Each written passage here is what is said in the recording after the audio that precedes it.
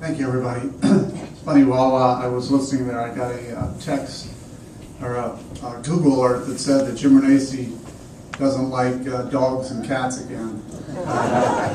Seems to be the new approach that the other side's taking. That there's door hangers out there now that shows a dog and a cat and says, if I was a dog and cat, I would vote for Jim Renacci. It's amazing because I've had a dog my whole life.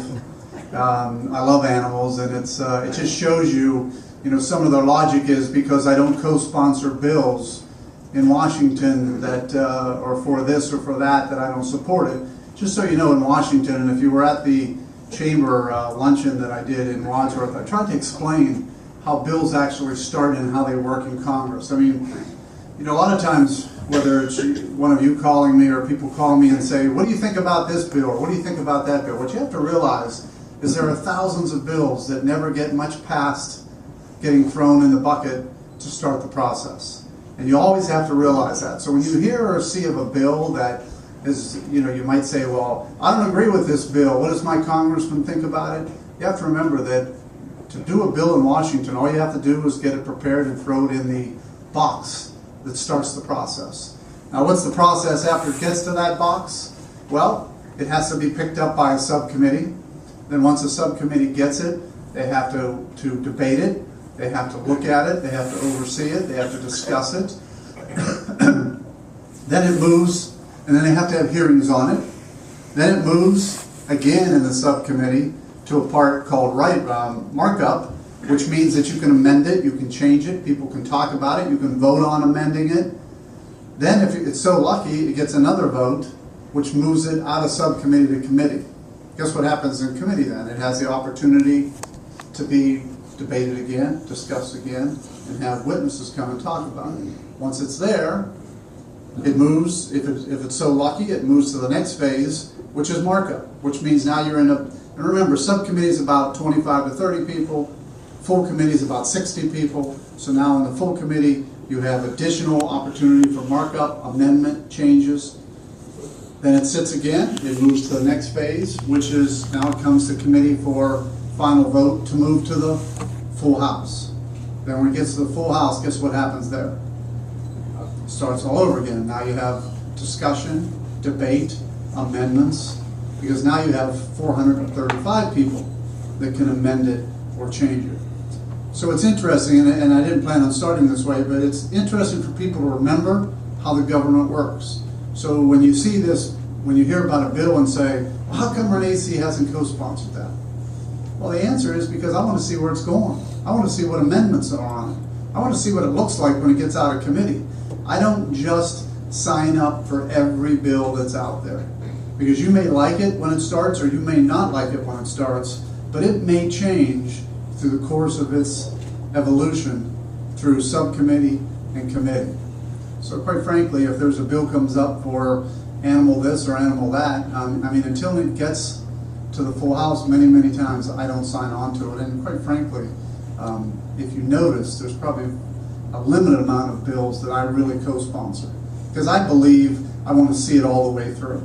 And I want to see what the final, now if it's in my committee, and I really know where it's at, and I know the pieces that are being attached to it, you'll see me co-sponsor. Or if it's my bill, you'll see me co-sponsored. So it's interesting because a lot of people, I get those calls, and hopefully that clears it up. How come you haven't signed on to this, or how come you haven't signed on to that, or how come you haven't, you're not co-sponsor this bill?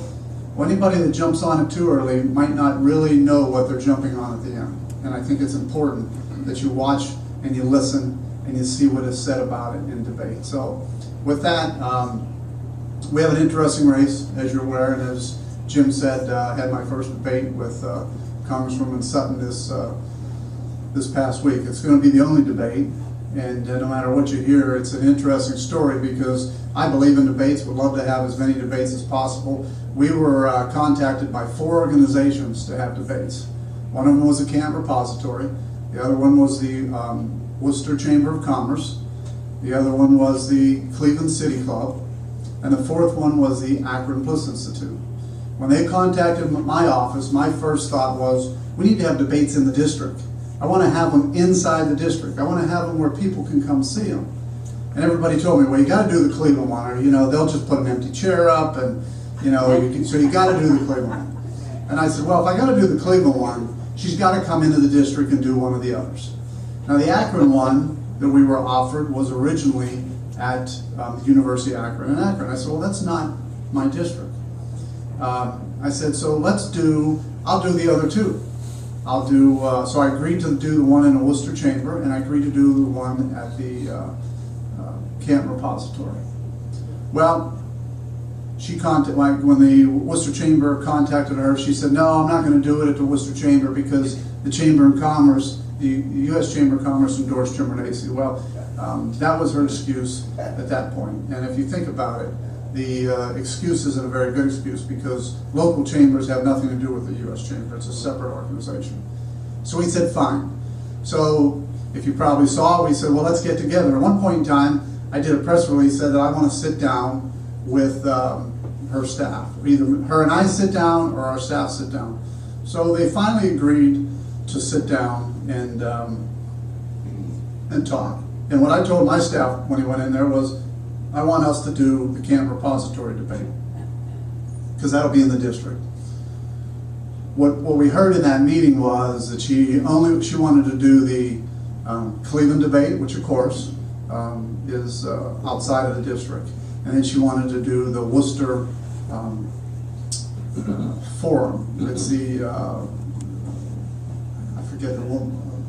I forget what forum it is, but there is a forum in Worcester. Well, my staff came back and says this is all she's willing to do. Well, we had already agreed to do the forum, League of Women Voters Forum. We had already agreed to do that. That's next week. I said we want to do the Canton Repository. So then the Canton Repository started making a lot of phone calls because we already agreed to do it. And then Ron Ponder, and I don't know how many people ever listen to the Ron Ponder show, he's out of Canton, he started calling the campaign and saying, you need to do this debate, you need to do something in the district, you need to be, stand in front of the district. She said, well, I'm not going to do the Canton Repository debate because they endorse. Isn't that amazing? They endorse. Well, think about it. They've endorsed a Democrat every time in this race. They endorsed my opponent last time. So that was her excuse for not doing the debate in Canton. Now she came back out, and of course she has her allies say, well, we agreed to do a debate at University of Akron in Medina County. Well, the problem is University of Akron, Medina County is not in the district. So then she came back and said, well, we'll do it at the University of Akron in Wayne County. And we said, well, the University of Akron has never offered us a debate in Wayne County. And then she came back and said, well, we've talked to Kent State, and we want Kent State to do the debate in Starr County. And we've still never heard from Kent State. So a lot of times what you hear, don't always, as you already know, don't always believe. Because when you hear the other side saying, well, we've agreed to do a debate with Kent State, and we've agreed to do a debate with University of Akron in the district, the problem is they never contacted us. So it's easy to say those things. It's much tougher to respond. So that's the reason we're only going to have the one debate. It's too bad. I would have really liked to continue to have the debates with her, because what you'll find out is the difference between her and I are so stark. It's very easy. She believes in bigger government. She believes in more taxes. And she uses nothing. If anybody saw the debate or was at the debate that we had, she is the master of political rhetoric. And that's okay, because she's a career politician, and that's what they learn. And of course, I believe in less government, less taxes. I believe in getting the government back to the people, limited government. Those are the things that I believe in. I believe in supporting the Constitution. I believe in the First Amendment. I don't like all these commercials that are running around, but I'm going to defend the First Amendment no matter what. I believe in the Second Amendment. She doesn't. I mean, I have an A rating with the NRA. She has an F rating with the NRA. I mean, those are the stark differences between the two of us. She believes in Obamacare. I believe it should be repealed. I mean, those are our big differences. And quite frankly, those are really the big differences that we have come November. It's not that far away, folks, 24 days. We have to make a decision. It is really the biggest decision, not only for us, but for our country. We're going to make a decision when we continue down this path of debt and despair and more spending, or do we change it and get back to where, less government, less taxes, and really getting the government back in the hands of the American people? That's the decision in November. That's what's so important. Now, I will also tell you this. I mean, if there's one thing that I hear every time somebody sees me, how's the race going? How are the polls? Well, let me give you a little example. Jean Smith, I don't know if you know who Jean Smith is. Jean Smith is a U.S. Congresswoman today. She is not going to be a U.S. Congresswoman in January. She's a Republican from Southern Ohio. She came to the House of Representatives saying that in the primary, that my polling is great. I'm up 15 points. I don't need to go back into the district. She lost the primary by 6 percentage points. So polls don't mean a thing.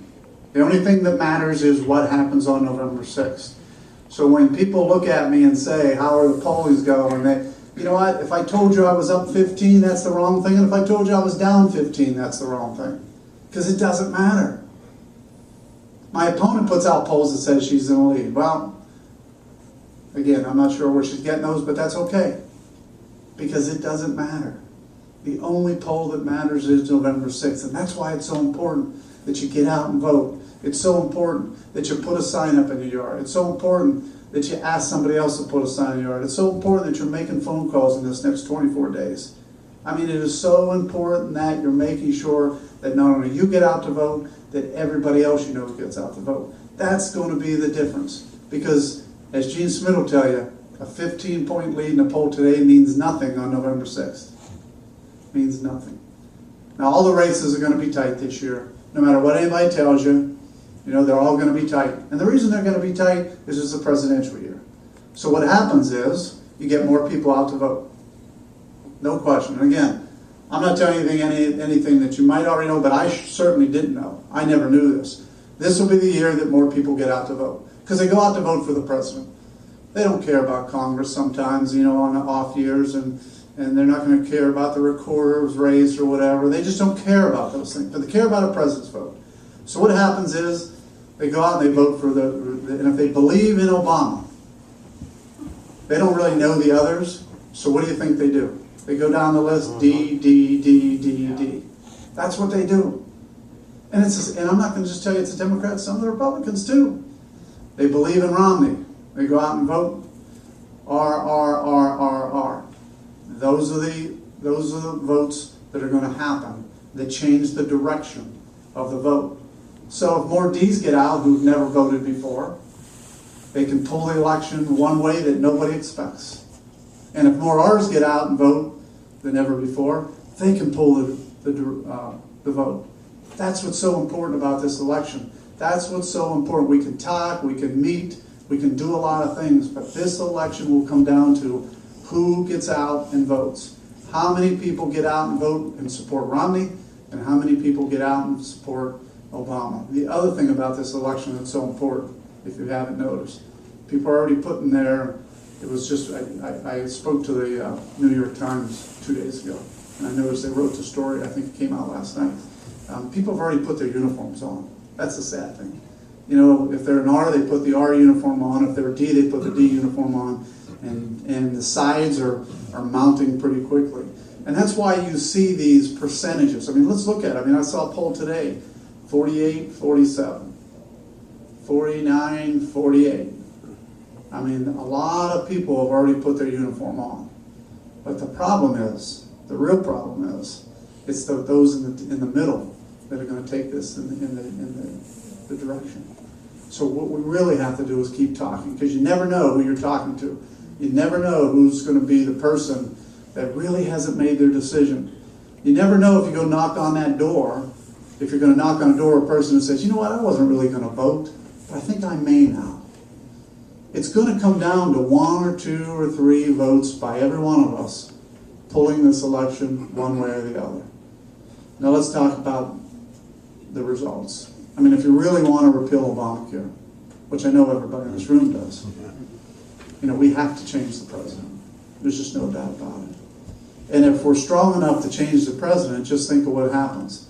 All of that support for the R starts rolling down. Because if you can convince somebody to go out and vote for Romney because of what he stands for, then he's going to, that person who doesn't really know anybody else, they're going to roll down and pretty much start voting for the R's. That's going to make a difference.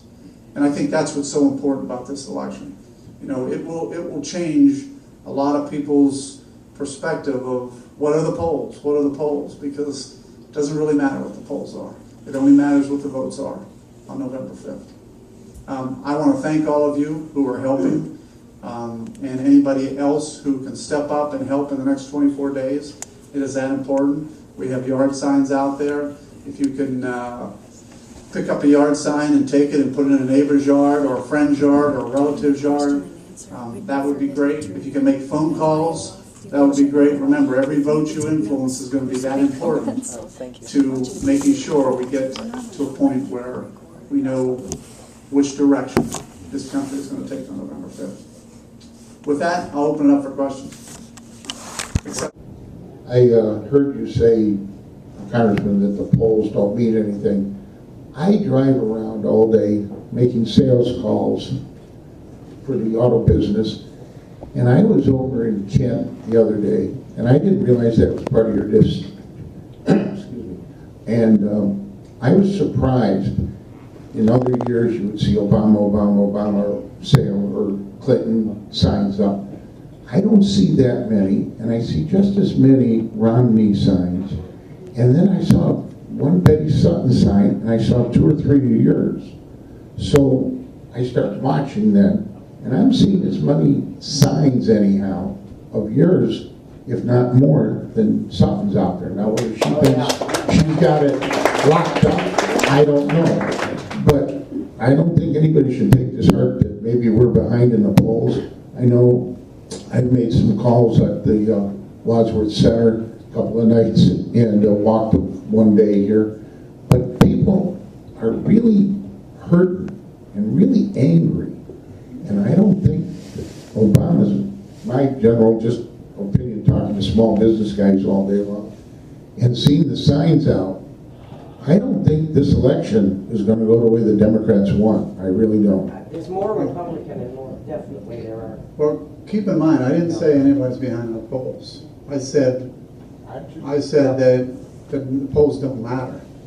And I will also tell you a little story that's kind of interesting about signs. And I agree, there are a lot of my signs up, and I really appreciate that. And I don't see that many Betty Sutton signs, but you got to remember how I look at things. In the city of Wadsworth, one of the wards, going back a number of years ago, one of the wards had an incumbent Republican who had a sign up in just about every yard. I mean, he walked and put a sign up, and he would walk up and say, "Can I put a sign up?" And when you walked around, it went from house to house to house to house. His sign was up. He lost. So I want to make sure, and see, I always try and go back to those things. Signs don't vote, voters vote.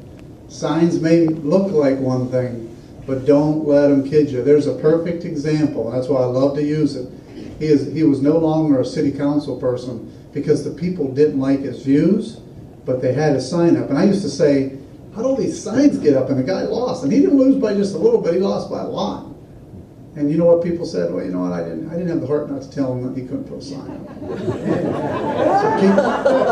So keep that in mind too. It's important.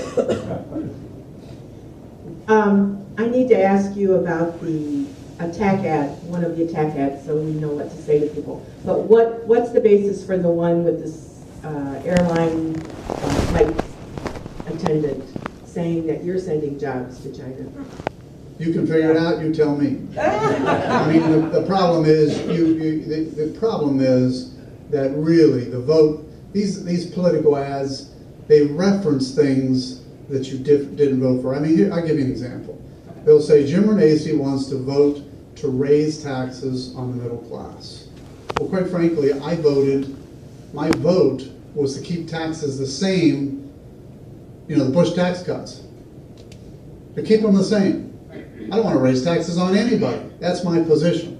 But the Democrats put a bill out where they wanted to raise taxes on the wealthy and not raise taxes on anyone above 250,000, I think what it was.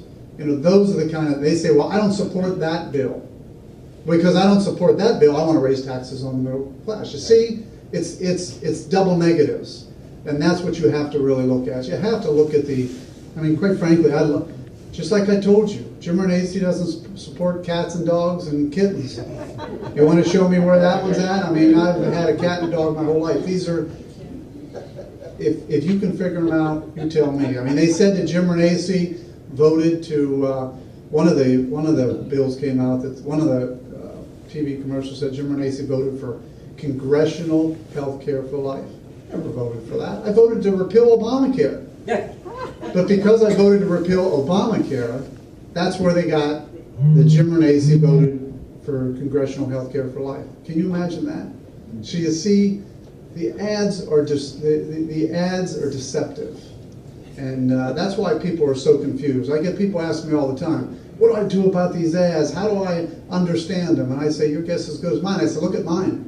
I tell you exactly what she's done. My opponents voted Obamacare. My opponents voted for cap and trade. My opponent has voted for, she voted for the Progressive Caucus budget, which raised taxes for $3 trillion on all of Americans over the next 10 years. That's what she voted for. So it's very easy for me to say she voted to raise taxes, she voted for Obamacare, she voted for cap and trade. You can go back to what I'm saying. When somebody says some of this stuff, I mean, that, by the way, I mean, the only thing I've ever heard about that airline commercial is it's kind of scary. Yeah. It doesn't make much sense, but Yeah. you gave an example of the cats and dogs and the other things. So I just thought maybe there was you had some clue as to what that was even based on, as erroneously as it's based. You know what I'm saying? I just thought maybe there was some indication. You know, remember, there's also the line that Republicans want. First off, the Democrats came out and said Republicans want to end Medicare. Yeah. That was considered the biggest lie of the year. So then they came back out and said Republicans want to end Medicare as it is. As we know it. And because they put as it is at the end, they've accepted that is okay, which I don't understand, because the only people who have really changed Medicare as it is under law are the Democrats. When they voted for Obamacare, they took $716 billion or $713 billion out of Medicare to pay for Obamacare. That's under law. So that's official. No, there's no way around that. They've done that. The other thing they've done is they've set up a 15-member independent board to make decisions about Medicare. So they have changed Medicare forever under the law. They say we have changed, Republicans have changed Medicare forever because we passed a budget which says we have to reform Medicare going forward. You see the differences? That's how different it is. I mean, truly, the only people who have ever changed Medicare as we know it, the only people under law who have ever changed it are the Democrats.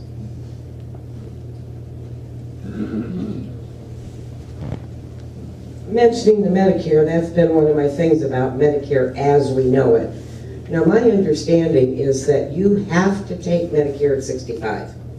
My retirement age is officially 66, but if they raise the retirement age for Social Security, why don't they match the Medicare age? If you're 68 at retirement for Social Security, then you go on Medicare. But I think everybody in this country, whether you're the upper 1%, has to take Medicare at 65. I might be wrong on that, but that's my understanding. So why, maybe we could get that matched up more, that, you know, if your official retirement age is 68, Medicare kicks in at 68. That's it. I mean, you just developed your own plan. I know. I'm just saying, that's But what. But that would, There's all kind of things that can happen. I'm not disagreeing. That's what I'm saying. Yeah. If I went down the room and talked to 100 seniors, they'd give me 100 different answers. Here's the number one answer. We have to make sure Medicare and Social Security are solvent for our future generations. We have to make sure they're around for our future generations. yeah, but that's something that occurred to me, because I've heard this Medicare as we know it. It's not gonna change, but it occurred to me, because I'm gonna be 65, I'll be on my husband's insurance, because he is younger than me. But mandatorily, you have to take it at 65, whether you need it or not, which might be something to work with the Medicare. There's all kind of plans to save it. Yeah. There's no doubt about it. Jim, I want to go back to this General Motors thing for a moment. And it's said that Obama's created all these jobs, he saved the union and all that stuff. But not much is said about all the dealerships, the family dealerships that have had to close their doors. They're all, we need to say some things like that, I think. I've said it 100 times already. I mean, I keep saying the same thing. My opponent says, well, there he goes again, talking about his dealership. No, I'm talking about the 1,100 General Motors dealerships that shut down. I'm talking about I told, if you were at the debate or watched the debate, you'll find out I said, my opponent has never had to stand in front of the 50 people that I had to say their job's no longer around in my dealership. And of course, her answer was, there he goes talking about his dealership. No, I'm talking about the people. I'm talking about the 50 people that lost their job. And I'm talking about the hundreds of thousands of people that lost their job when the dealership closed. If you start to look at the facts, there's some very, the facts don't lie. I mean, the best thing that Romney said to President Obama was, you may own your house, you may have the rights to your plane, but you don't have the rights to your own facts. Yeah. And I think that's the most important thing we can continue to talk about. The truth will set you free. Okay, And if you Jim, speak the truth and it's obvious, I mean, there's no doubt about it. Jim, I hear some things via the internet concerning defunding Obamacare. Is there any virtue to that? Can Congress defund this thing to stop us from doing We could throw up 1,000 bills in the House defunding it. We've already done that. But if the Senate doesn't take them up, nothing happens. And if the president vetoes it, nothing happens. So, again, it gets back to the same old thing. Everybody thinks, well, the House has, one thing great about our country is we do have a great government, but it has to work together. And the House passes bills and then the Senate has to pass them. They change them. Then the president has veto rights. So you've got to have a veto-proof vote where the president can veto anything.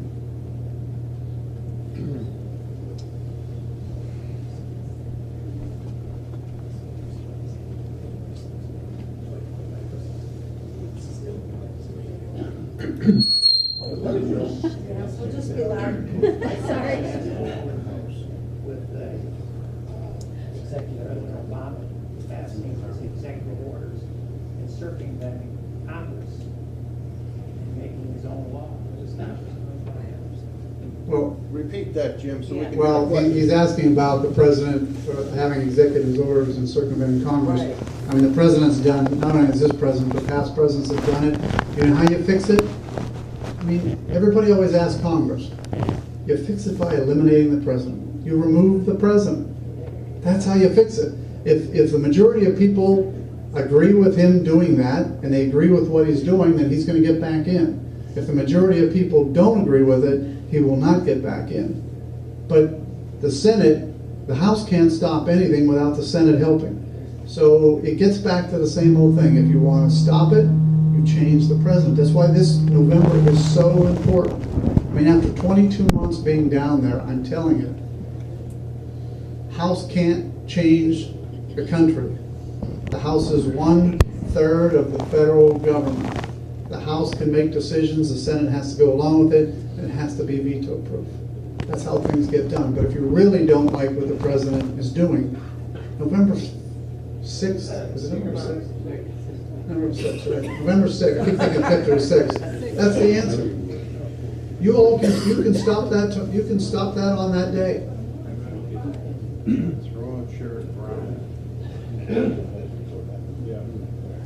Anything else? Well, with that, again, I want to thank you all. I appreciate your support. I thank you again for all you do as far as the walking, the phone calls, but it's not over. 20-some days left. We have to continue. It is going to be that close. No matter what the polls tell you, this is going down to the wire. I had a guy yesterday tell me, well, I think Romney's going to win by 8 points. I said, well, you know what? That's great to think that, but this is going down to the wire. And can Governor Romney win? Absolutely. Absolutely, he can win. But it's going to take everybody working for the next 20+ days. Thank you so much. I appreciate it.